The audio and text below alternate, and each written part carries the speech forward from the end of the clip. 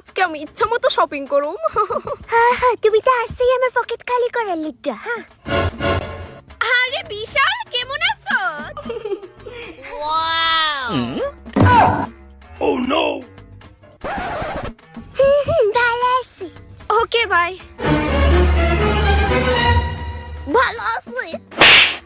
রেস্টুরেন্টের খাবারগুলো সেই স্বাদ, তাই না লতিকা? ভালো আছি।